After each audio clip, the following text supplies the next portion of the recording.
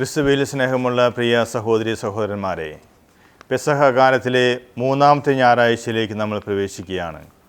വചനധ്യാനത്തിലേക്ക് നിങ്ങളേവരെയും ഹൃദയപൂർവ്വം സ്വാഗതം ചെയ്തുകൊള്ളുന്നു.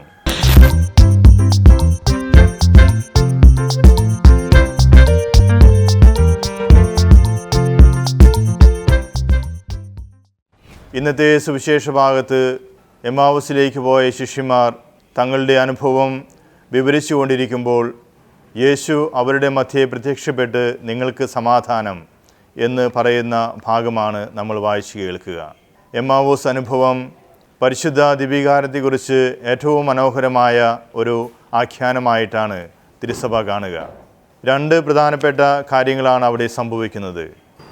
ആദിമ ക്രൈസ്തവ സമൂഹത്തിൽ ദിവ്യകാരുണ്യം ആഘോഷിക്കുമ്പോൾ ഈ രണ്ട് കാര്യങ്ങൾക്ക് തന്നെയാണ് പ്രാധാന്യം കൊടുത്തിരുന്നത്. ഇന്ന് നമ്മൾ ദിവ്യകാരുണ്യം ആഘോഷിക്കുമ്പോൾ വചനം മുറിക്കലും അപ്പം മുറിക്കലിനുമാണ് പ്രാധാന്യം കൊടുക്കുക.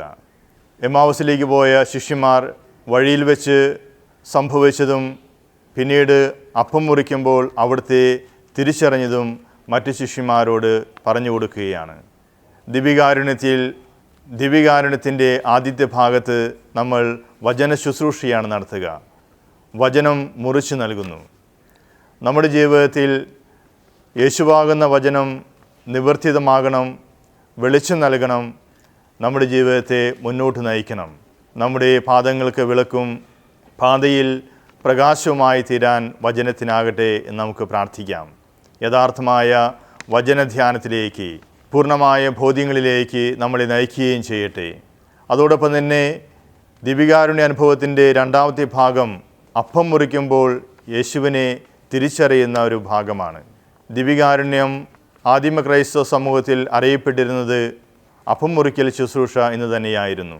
അതിലൂടെ നമ്മൾ യേശുവിനെ വീണ്ടും കണ്ടുമുട്ടുകയാണ്. ഓരോ ദിവ്യകാരുണ്യം ആഘോഷിക്കുമ്പോഴും വീണ്ടും വീണ്ടും പുതിയതായി യേശുവിനെ കണ്ടുമുട്ടാനും പുതിയ പുതിയ ദൈവാനുഭവങ്ങളിലേക്ക് നമ്മുടെ ജീവിതങ്ങളെ നയിക്കാൻ നമുക്ക് സാധിക്കട്ടെ. ഇപ്രകാരം വഴിയിൽ വെച്ച് സംഭവിച്ചതും അപ്പം മുറിക്കുമ്പോൾ യേശുവിനെ തിരിച്ചറിഞ്ഞതുമായ കാര്യങ്ങൾ ഈ ശിഷ്യന്മാർ പറഞ്ഞുകൊണ്ടിരിക്കുമ്പോൾ യേശു അവരുടെ മധ്യേ പ്രത്യക്ഷപ്പെട്ട് നിങ്ങൾക്ക് സമാധാനം എന്ന് ആശംസിക്കുന്നു. കർത്താവിൻ്റെ സമാധാനത്തിലേക്ക്, ഉദ്ധിതനായ യേശുവിൻ്റെ സന്തോഷത്തിലേക്ക് നമ്മുടെ ജീവിതങ്ങളെ നയിക്കണമെന്ന് നമുക്ക് പ്രാർത്ഥിക്കാം. എന്നാൽ യേശുവിനെ കാണുമ്പോൾ തങ്ങളൊരു ഭൂതത്തെയാണ് കാണുന്നത് എന്നാണ് ശിഷ്യന്മാർ ധരിക്കുന്നത്. അപ്പോൾ യേശുനാഥൻ അവർക്ക് തൻ്റെ കൈകാലുകളും പാർശ്വവും കാണിച്ചു കൊടുക്കുന്നു. കർത്താവിൻ്റെ സ്നേഹത്തിൻ്റെ മുറിപ്പാടുകൾ കാണിച്ചു തരികയാണ്. പലപ്പോഴും നമ്മുടെ ജീവിതത്തിൽ മുറിപ്പാടുകൾ കൊണ്ടു നടക്കുന്ന വ്യക്തികളാണ് നമ്മൾ. നമ്മുടെ ജീവിതത്തിലുണ്ടാകുന്ന മുറിവുകൾ അത് ഒരിക്കലും മാഞ്ഞു പോവുകയില്ല. ജീവിതകാലം മുഴുവനും അത് നമ്മളെ പിന്തുടരും. എന്നാൽ ഉദ്ധിതനായ യേശുനാഥൻ നമുക്ക് കാണിച്ചു തരുന്ന ഒരു മാതൃക വ്യത്യസ്തമാണ്. ഇവിടെ യേശുനാഥൻ നമുക്ക് കാണിച്ചു തരുന്നത് ഉദ്ധിതനായ യേശുവിൻ്റെ മുറിപ്പാടുകളാണ്. എന്ന് പറഞ്ഞാൽ പുതിയൊരു കാഴ്ചപ്പാടിലൂടെ നമ്മുടെ വേദനകളെ കാണുവാൻ സാധിക്കുക. നമ്മുടെ ജീവിതത്തിൽ നമ്മൾ പേറി നടക്കുന്ന മുറിപ്പാടുകൾ ഉദ്ധിതനായ യേശുവിൻ്റെ ചൈതന്യത്തിൽ കാണുവാൻ നമുക്ക് സാധിക്കട്ടെ. ഇപ്രകാരം നമ്മൾ മുറിപ്പാടുകൾക്ക് കാഴ്ച വ്യത്യാസം സംഭവിക്കുമ്പോഴാണ് നമ്മുടെ ജീവിതത്തിനെ കൂടുതൽ സന്തോഷത്തിലേക്കും സമാധാനത്തിലേക്കും നയിക്കുവാൻ നമുക്ക് സാധിക്കുക. നമ്മുടെ ജീവിതം ഉയർത്തെഴുന്നേറ്റ ക്രിസ്തുവിൻ്റെ ശരീരവുമായി താതാത്മ്യപ്പെടുത്തുവാൻ നമുക്ക് സാധിക്കട്ടെ. ഇപ്രകാരം നമ്മുടെ വേദനകളെ ഉദ്ധിതനായ യേശുവിൻ്റെ മുറിപ്പാടുകളോട് ചേർത്ത് വയ്ക്കുവാൻ നമുക്കാകട്ടെ എന്ന് നമുക്ക് പ്രാർത്ഥിക്കാം. നമ്മുടെ വേദനകളെക്കുറിച്ച് പുതിയൊരു കാഴ്ചപ്പാടിലൂടെ മുന്നോട്ട് നീങ്ങുവാൻ ദൈവം നമ്മളെ അനുഗ്രഹിക്കട്ടെ.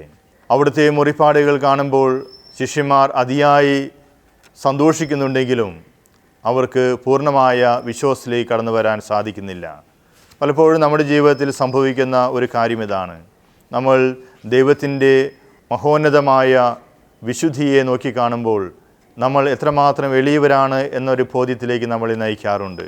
പലപ്പോഴും നമ്മൾ ചെയ്യുന്ന നല്ല കാര്യങ്ങൾ പോലും നമ്മൾ നിസ്സാരരാണ്, നമ്മളൊന്നുമല്ല എന്നുള്ള ചിന്തയിലേക്ക്, നെഗറ്റീവായ ഒരു ചിന്തയിലേക്ക് നമ്മളെ നയിക്കാറുണ്ട്. എന്നാൽ നമ്മുടെ ജീവിതത്തെ എപ്പോഴും പോസിറ്റീവായിട്ട് കാണാൻ സാധിക്കുക. ദൈവത്തിൻ്റെ ഏറ്റവും മഹോന്നതമായ സാന്നിധ്യം അനുഭവിക്കുമ്പോൾ തന്നെ നമ്മളും അതിലേക്ക് എടുക്കപ്പെടുന്നു. നമ്മളും കർത്താവിൻ്റെ കാരുണ്യത്താൽ വിശുദ്ധിയിലേക്ക് അടുത്തിരിക്കുന്നു എന്ന ബോധ്യത്തിൽ ജീവിക്കുവാൻ നമുക്കാകട്ടെ. കുറ്റബോധത്തിൽ നടക്കുന്ന വ്യക്തികളായി ജീവിക്കുവാനല്ല ദൈവം നമ്മളെ ക്ഷണിക്കുന്നത്. മറിച്ച് നമ്മുടെ പാപങ്ങളെല്ലാം പുറത്ത് വിശുദ്ധിയിലേക്ക് നമ്മളെ വലിച്ചടുപ്പിക്കുന്ന യേശുവിൻ്റെ സ്നേഹത്തിലേക്ക് അടുത്തു വരാൻ നമുക്ക് സാധിക്കട്ടെ. പലപ്പോഴും പ്രലോഭനങ്ങൾ നമ്മളെ വീഴ്ത്താറുണ്ട്. എന്നാൽ അതിൽ നിന്നെല്ലാം ദൈവം നമുക്ക് ശക്തി തരുന്നുണ്ട്. നമ്മുടെ ഹൃദയത്തിലിരുന്നു കൊണ്ട് അവിടുന്ന് നമ്മളെ ശക്തിപ്പെടുത്തുന്നു. വിശുദ്ധ കാതറിൻ ഇപ്രകാരം കർത്താവിനോട് ചോദിക്കുന്നുണ്ട്. വളരെ ഭയാനകമായ ഒരു പരീക്ഷണത്തിലൂടെ കടന്നു പോകുമ്പോൾ അതിൽ നിന്നും രക്ഷപ്പെടുവാനായിട്ട് യേശുവിനെ വിളിച്ചപേക്ഷിക്കുന്ന വിശുദ്ധ പിന്നീട് ആ പരീക്ഷണം തരണം ചെയ്ത് കഴിയുമ്പോൾ ഇപ്രകാരം യേശുവിനോട് ചോദിക്കുന്നുണ്ട്, യേശുവേ, ഞാൻ ഇത്രമാത്രം കഠിനമായ ഒരു പരീക്ഷണത്തിലൂടെ കടന്നുപോയപ്പോൾ നീ എവിടെയായിരുന്നുവെന്ന്, എൻ്റെ നിലവിളി നീ എന്തുകൊണ്ട് ശ്രവിച്ചില്ല എന്ന് വിശുദ്ധ ചോദിക്കുന്നുണ്ട്. അപ്പോൾ യേശുനാഥൻ ആ വിശുദ്ധയ്ക്ക് ഇപ്രകാരം മറുപടി കൊടുക്കുന്നുണ്ട്, ഞാൻ നിൻ്റെ ഹൃദയത്തിലിരുന്നു കൊണ്ട് നീ പിശാചുക്കളോട് പടവെട്ടുന്നത് നോക്കിക്കാണുകയായിരുന്നു, ഞാൻ നിന്നെ ധൈര്യപ്പെടുത്തുകയായിരുന്നുവെന്ന്. ഇപ്രകാരം യേശുവിൻ്റെ സാന്നിധ്യം അനുഭവിക്കുന്ന വ്യക്തികളായി തീരാൻ നമുക്ക് പ്രാർത്ഥിക്കാം. യേശുവിൻ്റെ സാന്നിധ്യം നമ്മൾക്ക് സന്തോഷം നൽകുകയും നമ്മുടെ ജീവിതത്തെക്കുറിച്ച് തന്നെ ഉത്തമ ബോധ്യത്തിലേക്ക് നമ്മളെ നയിക്കുകയും ചെയ്യട്ടെ. വീണ്ടും അവർ അവിശ്വസിക്കുന്നത് കണ്ട് കർത്താവ് അവരോട് ചോദിക്കുന്നുണ്ട്, എന്തെങ്കിലും ഭക്ഷിക്കാൻ തരികയെന്ന്. അവർ ഒരു വറുത്ത മീൻ അവിടത്തേക്ക് നൽകുന്നു. അത് അവരുടെ മുൻപിൽ വെച്ച് അവിടുന്ന് ഭക്ഷിക്കുകയാണ്. ഒരു മനുഷ്യൻ്റെ ഏറ്റവും പ്രാധാന്യമുള്ള ഒരു വശത്തെക്കുറിച്ചാണ് ഇവിടെ വിവക്ഷിക്കുക. ഭക്ഷിക്കുക എന്ന് പറഞ്ഞാൽ മറ്റുള്ളവരെ ആശ്രയിക്കുക എന്ന അർത്ഥം കൂടിയുണ്ട്.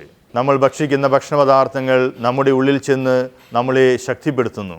ഇവിടെ യേശുനാഥൻ പറഞ്ഞു വയ്ക്കുക, മറ്റുള്ളവരുമായി ഒരു ബന്ധം നമുക്ക് സ്ഥാപിച്ചെടുക്കണമെങ്കിൽ ഏറ്റവും ശക്തനായ വ്യക്തിയായിട്ട് മാറുക എന്നല്ല, മറിച്ച് അവരിൽ ഒരുവനായി തീരുക എന്നുള്ളതാണ്. ഇവിടെ ദൈവത്തിൻ്റെ വലിയ ശൂന്യവൽക്കരണം ഒരിക്കൽ കൂടി നമുക്ക് ദർശിക്കാൻ സാധിക്കും.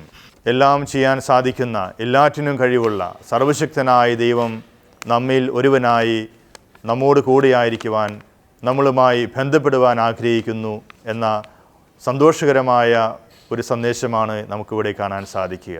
ഇതിലൂടെ കർത്താവ് നമ്മളെ പഠിപ്പിക്കുന്നത്, നമ്മൾ ക്രിസ്തീയ സമൂഹമായിരുന്നു കൊണ്ട്, മറ്റുള്ളവരുമായി ബന്ധപ്പെട്ടുകൊണ്ട്, അവരുടെ പങ്കാളിയായി തീർന്നുകൊണ്ട് മാത്രമേ രക്ഷയിലേക്ക് നടന്നെടുക്കുവാൻ നമുക്ക് സാധിക്കുകയുള്ളൂ എന്നുള്ളതാണ്.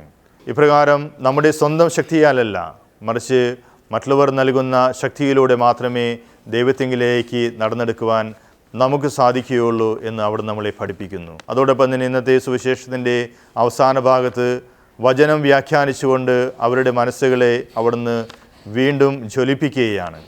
പ്രവാചകന്മാരുടെ പുസ്തകത്തിലും സങ്കീർത്തനങ്ങളിലും യേശുവിനെക്കുറിച്ച് പറഞ്ഞ കാര്യങ്ങൾ അതേപടി തന്നെ അവിടുന്ന് അവരെ പഠിപ്പിക്കുകയാണ്. അതിനർത്ഥം യേശുവിൻ്റെ ചരിത്രം എന്ന് പറയുന്നത് ഒറ്റപ്പെട്ട ഒരു ചരിത്രമല്ല, മറിച്ച് ഒരു വലിയ ചരിത്രത്തിൻ്റെ ഭാഗമായിട്ട് യേശു തീരുകയാണ്. ഇപ്രകാരം രക്ഷാകര ചരിത്രത്തിൻ്റെ ഭാഗമായിട്ട് നമ്മൾ മാറണം. പലപ്പോഴും നമ്മൾ ഒറ്റപ്പെട്ട ചരിത്രങ്ങളായി മാറിപ്പോകാറുണ്ട്.